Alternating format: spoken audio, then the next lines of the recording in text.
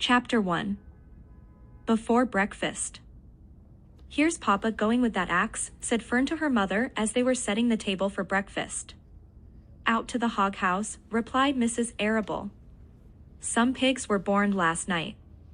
"I don't see why he needs an axe," continued Fern, who was only 8. "Well," said her mother, "one of the pigs is a runt. It's very small and weak, and it will never amount to anything. So your father has decided to do away with it." "Do away with it?" shrieked Fern. "You mean kill it? Just because it's smaller than the others?" Mrs. Arable put a pitcher of cream on the table. "Don't yell, Fern," she said. "Your father is right. The pig would probably die anyway." Fern pushed a chair out of the way and ran outdoors. The grass was wet and the earth smelled of springtime. Fern's sneakers were sopping by the time she caught up with her father. "Ify. Please don't kill it," she sobbed. "It's unfair." Mr. Arable stopped walking. "Fern," he said gently, "you will have to learn to control yourself." "Control myself?" yelled Fern. "This is a matter of life and death, and you talk about controlling myself." Before breakfast. 3 tears ran down her cheeks and she took hold of the axe and tried to pull it out of her father's hand.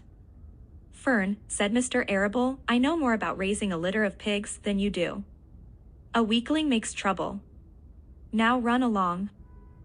"But it's unfair," cried Fern. "The pig couldn't help being born small, could it? If I had been very small at birth, would you have killed me?" Mr. Arable smiled. "Certainly not," he said, looking down at his daughter with love. "But this is different.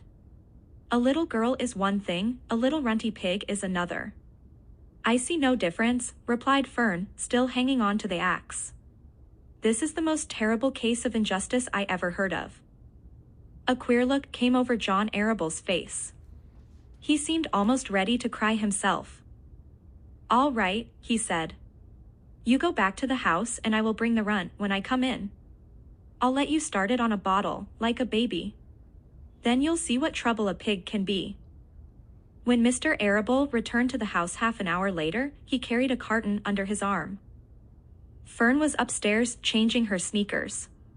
The kitchen table was set for breakfast, and the room smelled of coffee, bacon, damp plaster, and wood smoke from the stove. "Put it on her chair," said Mrs. Arable. Mr. Arable set the carton down at Fern's place. Then he walked Charlotte's Web to the sink and washed his hands and dried them on the roller towel. Fern came slowly down the stairs. Her eyes were red from crying. As she approached her chair, the carton wobbled and there was a scratching noise. Fern looked at her father. Then she lifted the lid of the carton. There, inside, looking up at her, was the newborn pig. It was a white one. The morning light shone through its ears, turning them pink. "He's yours," said Mr. Arable. "Saved from an untimely death. And may the good Lord forgive me for this foolishness." Fern couldn't take her eyes off the tiny pig. "Oh," she whispered. "Oh, look at him.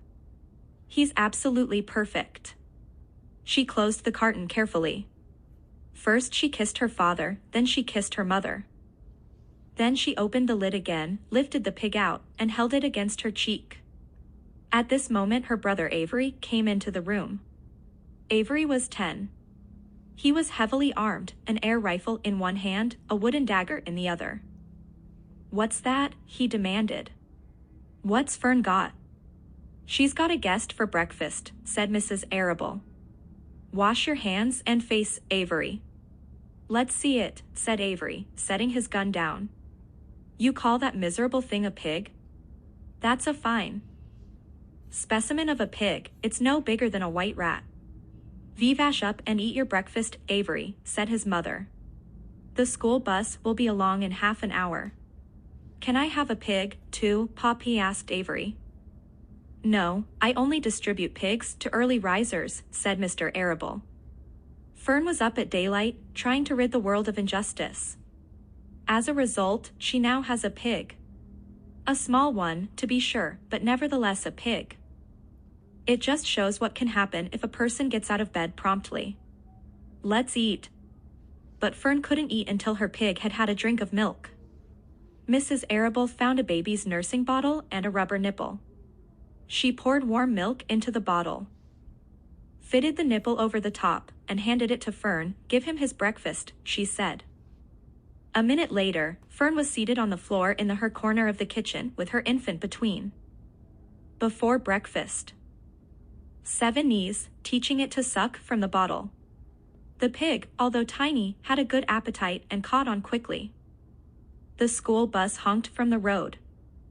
"Run," commanded Mrs. Arable, taking the pig from Fern and slipping a donut into her hand. Avery grabbed his gun and another donut. The children ran out to the road and climbed into the bus. Fern took no notice of the others in the bus. She just sat and stared out of the window, thinking what a blissful world it was and how lucky she was to have entire charge of a pig. By the time the bus reached school, Fern had named her pet, selecting the most beautiful name she could think of. "Its name is Wilbur," she whispered to herself.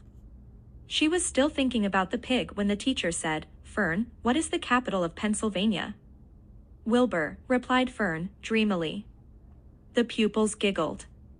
Fern blushed. Chapter 11. Wilbur. Ern loved Wilbur more than anything.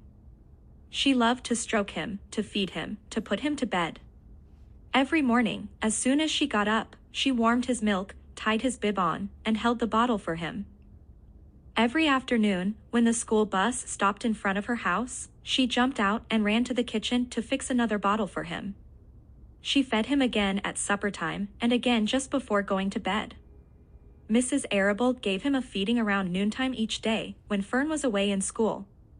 Wilbur loved his milk, and he was never happier than when Fern was warming up a bottle for him. He would stand and gaze up at her with adoring eyes. For the first few days of his life, Wilbur was allowed to live in a box near the stove in the kitchen. Then, when Mrs. Arable complained, he was moved to